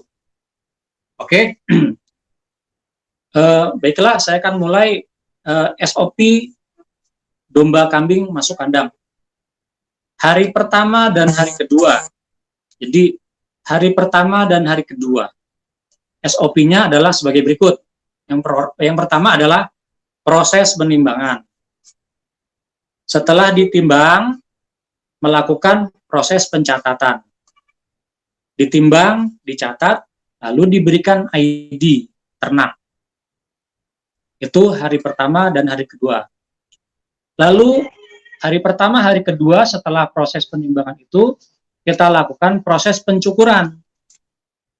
Pencukuran ini kita berlakukan bukan untuk kambing, karena biasanya kambing tidak mempunyai bulu yang lebat, jadi hanya kita lakukan untuk domba. Untuk domba. Sebisa mungkin semua domba, baik itu domba jantan ataupun domba betina, kita lakukan proses pencukuran. Oke. Setelah proses pencukuran, kita lakukan proses pemandian atau domba atau kambing tersebut kita mandikan. Nah, proses pemandian ini atau memandikan ternak itu, domba atau kambing, kita harus melihat cuaca dulu. Kita harus melihat cuaca. Biasanya kita lakukan di jam 9 pagi atau di jam 8 pagi dengan kita memprediksi bahwa nanti siang ini akan mataharinya akan cerah, akan terik gitu. Sehingga si domba atau kambing yang kita habis cukur lalu kita mandikan itu bisa kering hari itu juga, gitu. Jangan sampai ketika malam dia masih basah, masih kedinginan. Tuh. Nah, apa saja yang dibutuhkan dari proses memandikan? Kalau di kami itu biasanya kita pakai cukup sabun colek. Modal kita sabun colek aja. Jadi pertama kita basahkan dulu domba atau kambing, kita basahkan sehingga airnya itu membasahi badannya domba atau kambing. Setelah itu baru kita mandikan dengan sabun colek. Kalau saya sabun colek, saya favorit sabun colek karena kenapa? Sabun colek itu ternyata juga bisa mematikan bibit-bibit kutu, bibit kutu, terus telur-telur kutu. Nah, setelah kita siram, terus kita berikan sabun colek sehingga dia berbusa, lalu kita diamkan dulu domba atau kambing tersebut, jangan langsung dibilas. Jadi biarkan sehingga sabun colek yang berbusa tersebut dia mendekati kering atau mendekati kering lah atau mengering gitu. Nah, ketika sudah mengering baru kita bilas. Itu tujuannya supaya apa? Supaya dia meresap dulu ke pori-pori kulit dan dia terhisap oleh kutu, terhisap oleh parasit-parasit yang menempel di badannya ternak gitu, sehingga parasit itu keracunan sabun itu dan akhirnya dia mati. Dan tentunya sabun colek ini juga harus hati-hati, jangan sampai masuk ke dalam mulut domba dan kambing. Harus kita hati-hati juga, jangan sampai termakan atau terminum. Untuk kutu itu selain sabun colek bisa kita gunakan juga sampo khusus. Tapi sampo untuk pemberatas kutu itu juga bisa sebetulnya. Biasanya kalau digunakan sampo itu bisa digunakan untuk mandiin kucing atau anjing gitu ya. Kalau melihara ternak anjing atau kucing itu bisa digunakan untuk domba atau kambing. Karena insya Allah sampo tersebut sudah mempunyai takaran-takar tertentu sehingga dia bisa membunuh parasit yang ada di badan kambing atau domba. Setelah itu baru kita keringkan. Nah, proses di hari kedua dan hari ketiga juga setelah proses mencukur dan memandikan, kita melakukan injeksi atau suntik. Kita menyuntik. Kalau seandainya ada obat yang bisa diberikan selain dengan cara disuntik, itu diutamakan pemberian dengan cara oral atau diminumkan gitu. Tapi kalau misalnya tidak ada, ya harus kita lakukan injeksi atau suntik. Nah, ada dua poin. Yang pertama, kita suntik antibiotik. Kita suntik antibiotik itu di bagian otot pantat. Jadi di daerah pantat itu dia ada ototnya. Nah, kita suntik di bagian tersebut dua item, yaitu item antibiotik dan vitamin. Nah, biasanya kalau antibiotik itu memang untuk mencegah si ternak itu ada penyakit bawaan apa enggak. Nah, gitu, seperti itu. Tentunya penyakit bawaan itu jangan sampai kita bawa masuk ke kandang kita. Nah, seperti misalnya mencret atau segala macam itu bisa dihilangkan dengan antibiotik itu. Terus injeksi juga bisa berlaku untuk pemberian vitamin. Nah, vitamin yang diberikan itu adalah vitamin A, D, dan E. Itu vitamin A, D, dan E itu bisa dengan cara injeksi. Ada nanti obatnya tertentu yang mengandung vitamin A, D, dan E, atau kita berikan obat manusia juga nggak apa-apa. Yang bersifat dia mempunyai vitamin A, D, dan E. Misalnya pakai vitamin IP itu juga bisa kita berikan itu gitu. Dengan takaran, menyesuaikan dengan takaran yang dianjurkan oleh obat tersebut atau dokter. Tuh. Kalau vitamin B sebetulnya bisa kita injeksi juga, bisa tidak, karena ruminansia itu dia memproduksi vitamin B sendiri di dalam rumen. Tapi kalau seandainya memang perlu kita lakukan vitamin B, kita suntik vitamin B yang kan B ada B1, ada B.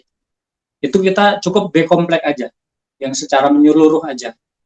Menyeluruh. Jadi B kompleks itu sudah mewakili vitamin B, insya Allah. Nah, penyuntikan yang berikutnya, nah itu tadi penyuntikan yang 3 item itu, yaitu antibiotik, vitamin A, D, dan E, dan vitamin B kompleks itu kita lakukan di otot pantat. Nah, ada penyuntikan yang lain atau injeksi yang lain yang kita lakukan di area bawah kulit, atau dia di dalam kulit, luar daging. Jadi masuk ke dalam kulit tapi di luar daging. Itu suntikan yang untuk pembasmi parasit di dalam kulit ternak. Jadi posisinya bisa di dada atau bisa di bawah leher. Bisa di sekitar dada atau di bawah leher. Biasanya di sini. Biasanya kalau kita di sini atau di sini gitu. Itu kita posisinya bisa dilakukan di dadanya ternak atau di bawah leher ternak. Dan yang kita suntikan adalah antiparasit. Antiparasit itu yang banyak digunakan adalah Wormectin. Kalau seandainya kita lihat parasitnya itu tidak terlalu banyak atau tidak mempunyai penyakit bawaan, misalnya nggak punya penyakit budik dia, itu cukup kita suntik dengan Wormectin, itu cukup. Karena Wormectin itu harganya murah, mungkin sekali suntik cuma 1.000 gitu. Yang menyebabkan mahal kita ngundang mantrinya. Ngundang mantri suntik yang bikin mahal. Tapi kalau kita bisa nyuntik sendiri, itu paling costnya cuma 1.000-2.000 perak sekali suntik untuk Wormectin. Atau vitamin itu, antibiotik itu juga costnya nggak nyampe 5.000. Jadi murah kalau kita bisa nyuntik sendiri. Tapi kalau seandainya si ternak itu sudah punya penyakit bawaan, contohnya misalnya udah punya penyakit budik parah gitu, budiknya itu kita ada yang lebih manjur lagi, disebutnya ivermectin atau disebutnya Ivomec. Nah, Ivomec ini cukup efektif juga untuk menyembuhkan penyakit kulit. Dan ketika ternak kita sudah mempunyai penyakit kulit, sudah terdeteksi penyakit kulit, dia dilarang masuk ke kandang proses. Dia dilarang masuk ke kandang proses, harus masuk kandang karantina. Harus memasuki kandang karantina, kandang khusus untuk orang-orang domba-domba yang mempunyai penyakit bawaan. Supaya kenapa? Supaya dia tidak membawa penyakit ke dalam kandang kita. tidak menulari ternak-ternak yang lain. Nah, seperti itu. Setelah itu di hari pertama dan di hari kedua juga ada proses pemberian obat cacing. Nah, obat cacing ini ada yang diteteskan di punggung, ada yang diminumkan, ada yang disuntik juga. Cuman kita pakai yang 2 item, yang diteteskan di punggung atau yang diminumkan, dicontangkan, dimasukkan ke dalam mulut. Nah, kita rekomendasikan yang dicontangkan saja. Sebab yang dicontangkan ke mulut itu biasanya obat cacingnya sudah komplit, sudah ada pembunuh cacing hati juga. Nah, kalau yang di punggung saya belum tahu kalau apakah dia bisa mengobati cacing hati. Kalau yang dicontangkan itu insya Allah kita harus milih juga, dia ada yang harus bisa kita milih obat cacing yang udah termasuk dia membunuh cacing hati. Karena efeknya cacing hati ini sangat amat signifikan untuk pertumbuhan ternak. Jadi ternak ini mudah sakit, dia tidak bisa gemuk, bahkan kalau cacingnya berkembang biak di dalam hati, dia menyebabkan kematian di ternak. Ini yang kita hindari. Nah, pada hari pertama dan hari kedua setelah proses contang obat cacing itu selesai, kita istirahatkan mereka. Ya kurang lebih kalau perjalanannya jauh itu bisa 1 jam sampai 2 jam. Tapi kalau seandainya perjalanan pembeliannya itu tidak jauh, cukup setengah jam kita istirahatkan supaya mereka nggak stres, supaya bisa terhadap kandang kita tuh bisa terbiasa dulu gitu, bisa terbiasa, terus cocok dengan situasi kandang kita, terus stresnya otomatis dia sudah berkurang. Baru setelah itu kita beri makanan. Nah, makan apa yang kita beri? Apakah makan yang kita buat, ataukah sentrat yang sudah kita sediakan untuk mereka, ataukah yang lain-lain? Nah, itu tentunya menyesuaikan habitat lagi. Biasanya kalau ternak itu, kalau kambing, kita kedatangan kambing, kita juga harus menyiapkan pakan kambing yang sesuai habitatnya dia. Misalnya kambing sukanya daun-daunan, kita harus punya stok daun-daunan untuk kambing yang baru datang. Kalau domba yang baru datang, kita harus punya stok rumput-rumputan. Nah, seperti itu. Nah, kita amati dulu. Kita amati tingkah lakunya. Jikalau dia sudah ceria, sudah sehat, berarti kita bisa lakukan tahap berikutnya. Maksudnya dalam tahap berikutnya kita bisa lakukan proses-proses yang lain. Nah, di hari ketiga dan keempat itu kita sudah bisa memberikan pakan utama atau pakan yang kita bikin di kandang kita. Yang sebelumnya kita murni hari pertama dan kedua murni pakan yang sesuai dengan habitat. Tapi kalau hari ketiga dan hari keempat kita sudah mulai latihan untuk memberi pakan yang sudah kita bikin untuk mereka untuk proses-proses tertentu. Misalnya pakan yang kita fermentasi untuk breeding, akan kita fermentasi untuk untuk penggemukan atau sentrat penggemukan atau sentrat breeding atau sentrat milking, itu kita sebutnya dia pakan utama. Tapi pemberiannya tidak full.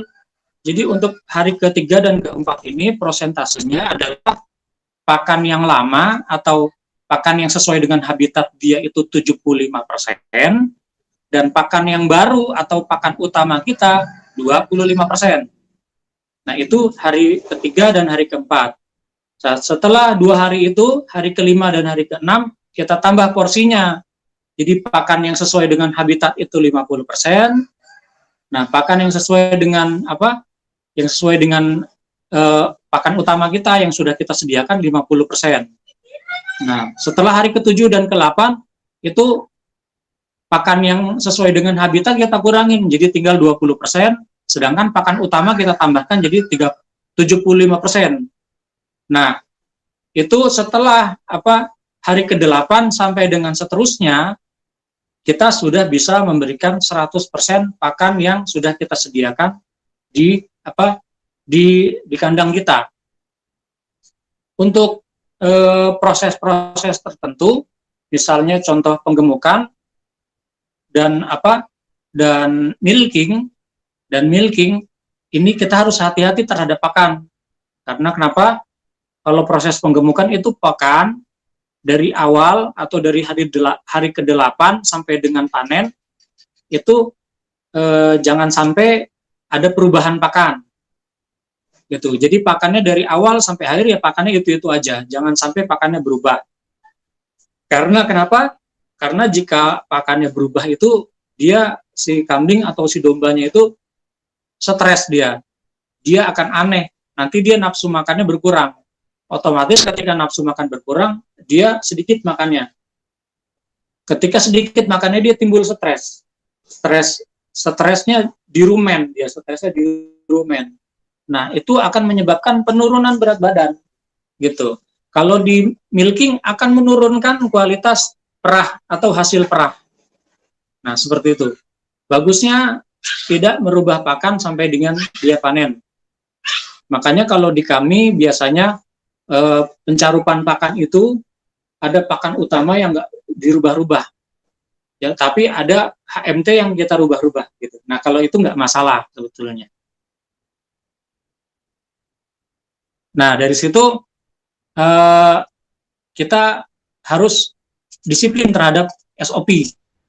Jadi SOP itu harus benar-benar kita disiplin, walaupun ternak kita masih dikit. Karena kenapa? Karena SOP itu akan mempengaruhi hasil dari ternak kita. Nah, seperti itu, Bapak Ibu sekalian.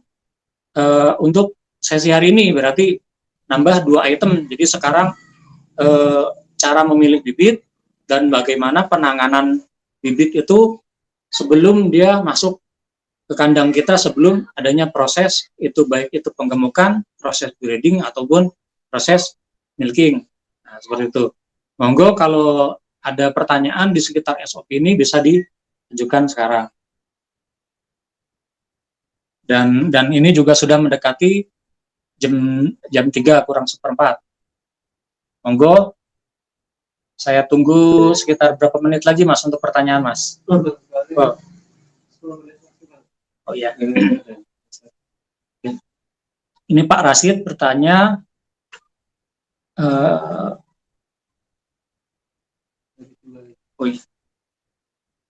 Mas Bram, di hari kedua mandi dulu atau makan pagi dulu? Di hari kedua?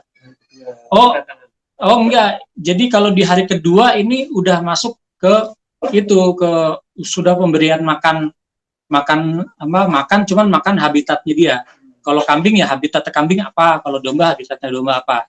Jadi kalau untuk mandi itu diusahakan di hari pertama. Jadi proses mandi, terus proses suntik di bagian pantat itu diusahakan di hari pertama. Nanti di hari kedua berarti penambahan, misalnya penyuntikan di dada dan di leher tersebut untuk anti parasit, terus sama pencontangan pencontang obat cacing. Nah, seperti itu. Diutamakan dimandikan dulu. Itu. Cuman kita harus melihat kondisi ternak sama cuaca. Ternaknya memungkinkan nggak kalau untuk dimandikan? Jangan sampai ternak sudah lemes kita mandikan nanti gitu. Nah, itu menyesuaikan gitu. Mandi itu bisa menyesuaikan, kalau mandi memang bisa menyesuaikan. Tapi kalau misalnya bisa dilakukan di awal untuk mempercepat proses, ya dilakukan di hari pertama. Ketika injeksi itu setelah makan atau sebelum makan. Jadi ada poin-poin yang karena ada parasit ini, jadi poin-poin yang injeksi itu bagusnya setelah makan atau sebelum makan. Jadi proses injeksi itu bukan berdasarkan makan atau sudah makan, tapi kita berdasarkan dari kesehatan ternak.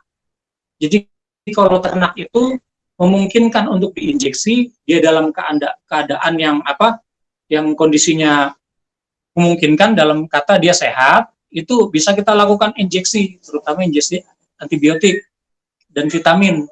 Tapi kalau seandainya ternak itu dalam keadaan yang tidak memadai atau misalnya sakit atau kurang sehat, jangan diinjeksi untuk antibiotik dulu. Dikhawatirkan malah mempercepat kematian. Gitu. Untuk pemberian obat cacing disarankan atau ya disarankan, memang wajib diberikan ketika ternak belum makan, jadi dalam keadaan lapar atau kosong, perutnya kosong, gitu. Itu lebih efektif pemberian obat cacing yang dengan cara dicontang itu ketika ternak dalam keadaan lapar atau belum makan. Jadi ternak belum makan, kita berikan obat cacing. Jadi nextnya kalau misalnya pemberian obat cacing berkala, misalnya 2 bulan kemudian kita ingin berikan obat cacing, juga dikondisikan ternak itu dalam keadaan belum makan. Dan pemberian obat cacing juga harus kita lihat. Kalau seandainya yang kita masukkan atau yang kita SOP itu betina, kita cek dulu, kita pastikan dia bunting atau tidak. Nah, seperti itu. Jangan sampai kita memberikan obat cacing ke betina yang sedang bunting atau sedang mengandung anak, karena dikhawatirkan bukan cacing yang keluar, tapi juga janinnya keluar. Seperti itu. Untuk ternak yang yang possibility cacingan tapi dia sedang bunting, kita bisa tunda pemberian obat cacingnya sampai dia melahirkan. Seperti itu, sampai dia melahirkan baru kita berikan obat cacingnya. Jadi jangan kita berikan obat cacingnya ketika betina, domba atau kambing betina itu sedang bunting.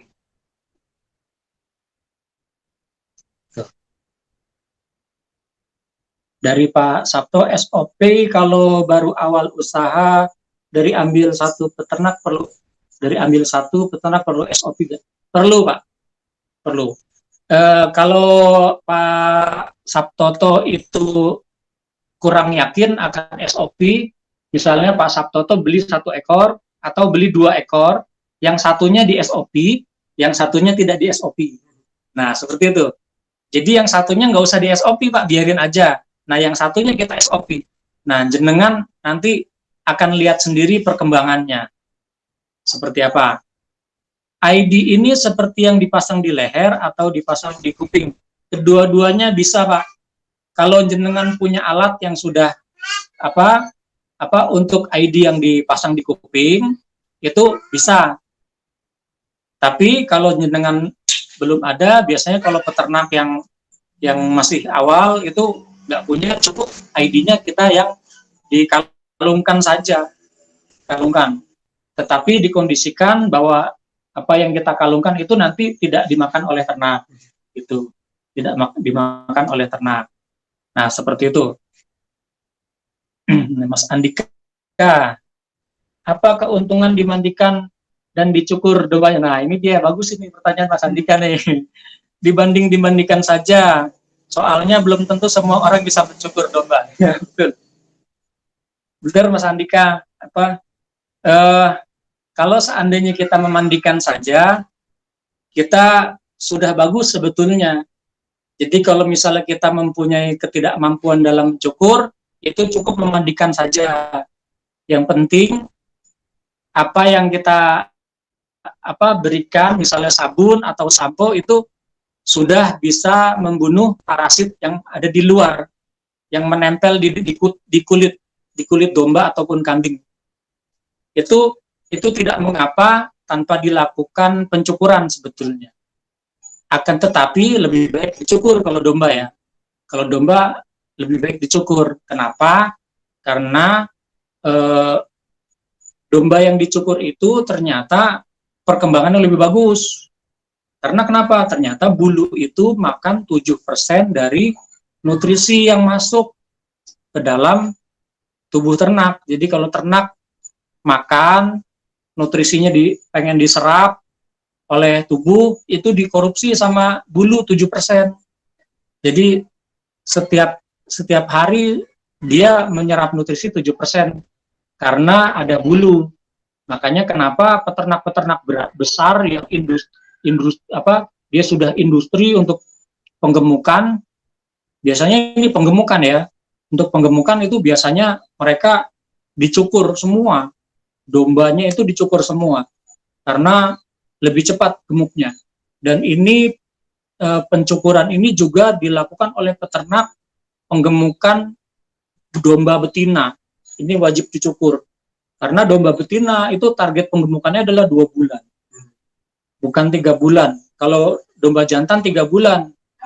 Nah, domba betina itu 2 bulan. Jadi dengan waktu yang ngepres, dia akan harus menciptakan bobot yang sesuai dengan target penggemukan. Karena kalau nggak dicukur, dia banyak lari ke itu. Jadi boros pakannya, boros. Seperti itu. Nah, ada lagi pertanyaan? Mudah-mudahan bisa didapat oleh jawabannya bisa ditangkap oleh Mas Andika. Keunggulannya masing-masing, tapi lebih unggul domba yang melalui proses pencukuran dan dimandikan. Itu lebih progres penggemukannya lebih bagus. Tapi untuk kalau tidak melakukan pencukuran, misalnya dimandikan pun, ya diusahakan mandikannya secara rutin. Ya, seperti itu. Rutinnya mungkin bisa 3 minggu sekali, gitu. Bisa diulang. Ada tidak SOP saat di kandang untuk harian, Mas? Ada, sudah saya share ke Mas. Gitu. Sudah. Nanti untuk nextnya, kalau misalnya arteri ini masih berlanjut, ada SOP harian. SOP harian juga ada juga di samping SOP kedatangan ini. Nanti akan kita sampaikan. Ini kita sampaikan intinya saja. Karena kenapa? Karena supaya anggota di arteri ini cepat berternak, cepat memproduksi domba dan kambing gitu. Nah, nanti dalam masa pembelajaran akan kita berikan ilmu-ilmu yang lain atau kita sharing yang lebih intens lagi gitu, seperti itu. Ada lagi mungkin yang lain selain Mas Andika? Mungkin kalau sedikit gitu ya. Perlu kandang transisi, harus pakai punya kandang transisi gitu, atau kandang yang sama transit dulu. Gitu. Memungkinkan juga. Misalnya kita nggak punya kandang transit, itu kandang transit itu yang kita gunakan untuk itu bisa juga. Tapi alangkah bagusnya ketika proses SOP tersebut, ketika sudah pelaksanaan SOP tersebut, kita harus sterilisasi lagi kandangnya. Supaya kan proses SOP tersebut kan dia mengeluarkan bakteri-bakteri, virus-virus, parasit-parasit di dalam tubuh ternak gitu. Di kandang itu. Nah, sebetulnya ini juga dilakukan di kandang transit. Jadi ketika kandang transit itu sudah kosong, ternak sudah masuk ke kandang proses, itu kandang transit tetap harus kita sterilisasi lagi. Seperti itu. Oke. Mungkin pokok pembahasan untuk hari ini cukup sampai sekian, dan kebetulan memang pertanyaannya sudah nggak ada lagi. Nanti pertanyaan-pertanyaan yang lain bisa dilanjutkan di Telegram atau di grup arteri. Insya Allah saya akan jawab di arteri gitu. Kalau misalnya saya punya kesanggupan untuk menjawab. Nah, kita cukupkan sampai di sini. Untuk materi berikutnya nanti akan kita informasikan ya apa yang kira-kira akan dibahas, yang kira-kira menarik, mendekati pemeliharaan hari-harian gitu. Itu kan kita bahas di pertemuan berikutnya. Tentunya akan saya informasikan apa yang bagusnya dibahas gitu untuk pertemuan berikutnya. Dan juga saya minta maaf juga karena keterbatasan ilmu saya juga di bidang domba dan kambing, karena saya juga bukan orang akademis. Jadi ilmu yang saya dapat itu memang ilmu otodidak, jadi memang melalui proses gitu loh. Nah, proses inilah yang kita ceritakan dan kita kembangkan dengan ilmu-ilmu akademis seperti itu. Jadi kalau misalnya ada ilmu akademis yang tertinggal atau kurang, saya minta maaf. Saya minta maaf dan saya perbaikin, Pak. Kekurangannya saya perbaiki di pertemuan berikutnya. Yang penting di sini kita bisa berbagi, benar-benar kita ilmu ternak kita bisa berbagi, dan Bapak Ibu sekalian bisa segera mempraktekkan bagaimana ternak. Nanti masalah hambatan di lapangan bisa kita sharing lagi, bisa kita diskusikan lagi, baik itu offline ataupun online, baik itu di grup ataupun di kopdar. Misalnya kita pandemi ini berakhir, sepertinya bagus deh kalau kita mengadakan kopdar gitu kapan-kapan. Seperti itu. Semoga apa yang saya sampaikan bermanfaat untuk Bapak Ibu sekalian. Jika ada kesalahan, saya mohon maaf. Dari saya cukup sekian. Wassalamualaikum warahmatullahi wabarakatuh. Saya kembalikan ke Mas Wisnu. Sudah, alhamdulillahirobbilalamin. Acara dari pagi kali ini sudah usai ya. Langsung saja saya tutup. Terima kasih sekali Mas Bram atas ini ilmu yang dibagikan, dan terima kasih sekali Bapak Ibu sekalian sudah hadir di sini. Mudah-mudahan berkat semua. Dari mohon maaf jika ada kesalahan, kekurangan.